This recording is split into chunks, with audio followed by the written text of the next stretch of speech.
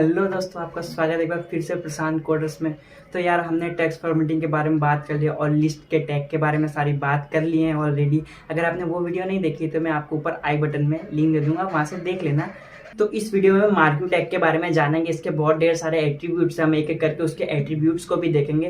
पहले क्या है, मार्क्यू टैग अपने में HTML में नहीं आता था, ये HTML4 और 5 में आने लगा है। पहले भी ये काम होता था पर बिना मार्क्यू टैग की मदद से होता था। पहले हम जावास्क्रिप्ट की मदद से, हम बॉम्ब मेथड से इसको करते थे, लेकिन अभी HTML में ये टैग आ गया जिससे हमारा काम बहुत ज़्यादा आसान हो जाता है। तो चलिए हम लोग देखते हैं कि आखिर ये मार्क्यू टैग होता क्या है। तो चलिए हम लोग बिना देरी के चलते हैं अपने कंप्यूटर स्क्रीन में। और हाँ, वीडियो को लाइक कर देना और चैनल को सब्सक्राइब कर देना ऐसी नई नई वीडियोज़ को देखने के लिए। चलिए चलते हैं।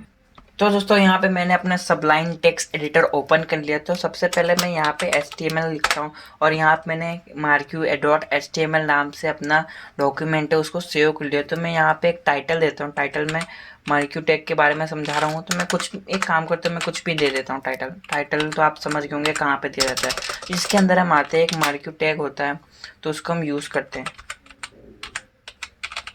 मार्क्यू टैग हमने यहाँ लिखा, उसके बाद हमने यहाँ पे क्लोज कर दिया। अब देखिए, जैसे मैं यहाँ पे लिखता हूँ हेलो वर्ल्ड, हेलो वर्ल्ड लिखा, मैं इस फाइल को सेव करता हूँ और इसको मैं यहाँ से इसको रन कर देता हूँ। तो देखिए यहाँ पे रन हो चुका है। ये देखिए यहाँ पे आपको हेलो वर्ल्ड दिख रहा होगा। मार्क्यू टैग का मतलब यही होता है कि आप इसको, जो एनिमेशन होता है वो आप इससे दे सकते हो, जो स्लाइड होता है। वैसे आप इसको जावास्क्रिप्ट की मदद से दे सकते हैं, पर इसमें एक मार्क्यू टैग का इस्तेमाल हम इजी शॉर्टकट तरीके से कर सकते हैं। तो हम लोग देखते हैं इसके कुछ एट्रीब्यूट्स के बारे में। तो देखिए ये अभी तो बहुत छोटा लग रहा है, मैं इसके अंदर कोई भी टेक्स्ट फॉर्मेटिंग टैग भी दे सकता हूँ।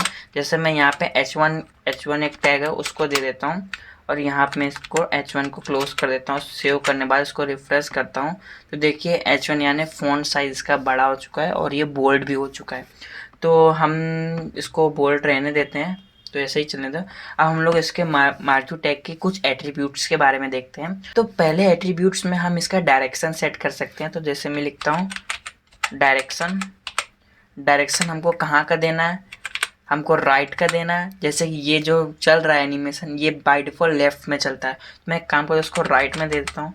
राइट में देने के बाद इसको सेव करके यहाँ रिफ्रेश करता हूँ तो देखिए ये राइट साइड से जाने लगा, लेफ़्ट से निकल के राइट में जा रहा है।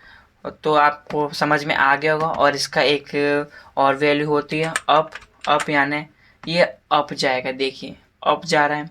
और डाउन भी होता है, इसको हम डाउन भी कर सकते हैं। डाउन करने बाद ये अब नीचे से जाएगा डाउन। ओके, तो आप डायरेक्शन मतलब समझ गए होंगे। और जो लेफ़्ट डायरेक्शन होती है वो बाय डिफ़ॉल्ट, जो लेफ़्ट डायरेक्शन होती है वो बाय डिफ़ॉल्ट होती है, आप उसको दो या ना दो कोई फ़र्क नहीं पड़ता। यहाँ पे देखिए मैंने इसको रिफ्रेश कर दिया तो ये बाय डिफ़ॉल्ट चल रही है वैल्यू।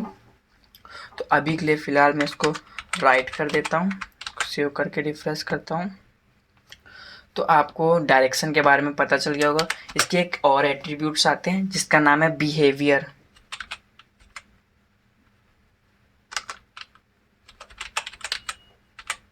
बिहेवियर में हम इसका बिहेवियर सेट कर सकते हैं कि आप इसको किस प्रकार से देना चाहते हैं। जैसे मैं यहाँ पे स्लाइड लिखता हूँ, इसकी एक स्लाइड वैल्यू है बिहेवियर की। मैं स्लाइड करने के बाद यहाँ रिफ्रेश करता हूँ तो देखिए ये टेक्स्ट है वो एनिमेट होके स्लाइड हो जाएगा, देखना।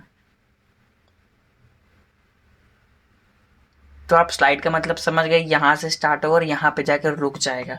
और स्लाइड के बाद एक आता है अल्टरनेट। अल्टरनेट में बेसिकली होता क्या है, अल्टरनेट में सेव करने के बाद मैं रिफ्रेश करता हूँ तो देखिए अल्टरनेट यहाँ से चालू होगा ये स्क्रीन से, और ये स्क्रीन में जाके टच होके वापस आ जाएगा। देखिए यहाँ से जा रहा है, यहाँ से वापस आ रहा है।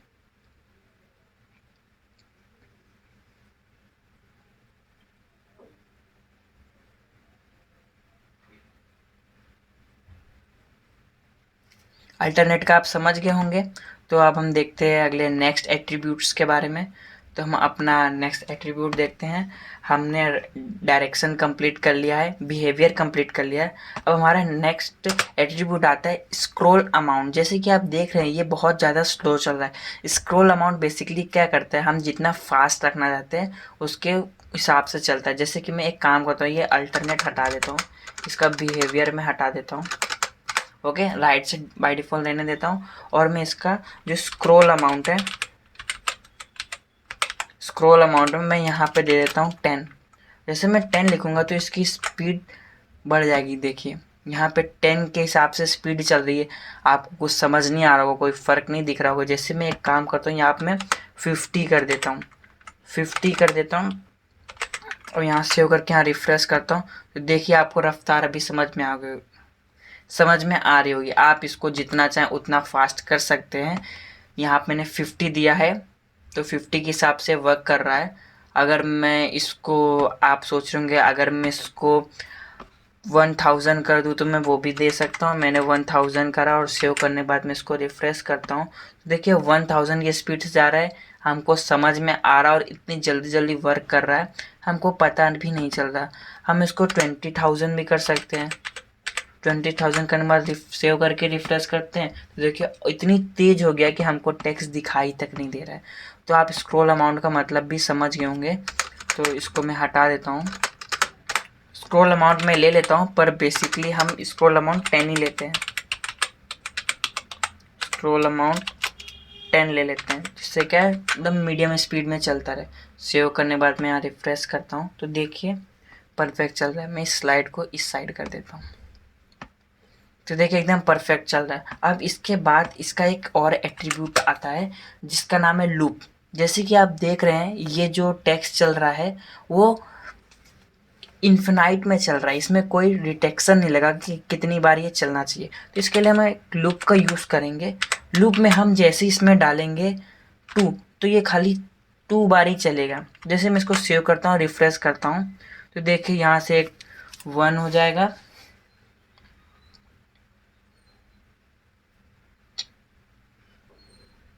ये सेकंड बार निकला और सेकंड बार निकलने के बाद ये वहीं पे ही स्टॉप हो जाएगा। देखिए आपको दिख नहीं रहा होगा, मैं इसको बड़ा करता हूँ, देखिए इस जगह पे स्टॉप हो गया है।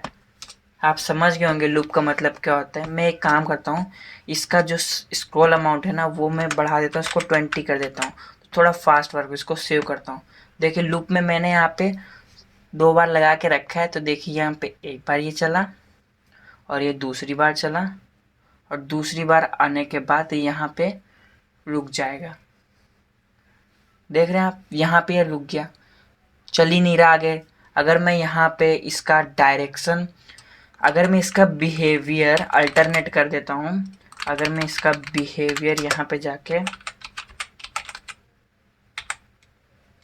मैं बिहेवियर यहाँ पे अल्टरनेट कर देता हूँ, सेव करता हूँ और यहाँ पे आके रिफ्रेश करता हूँ तो यहाँ से स्टार्ट होगा। अभी आपको अच्छे समझ में आएगा।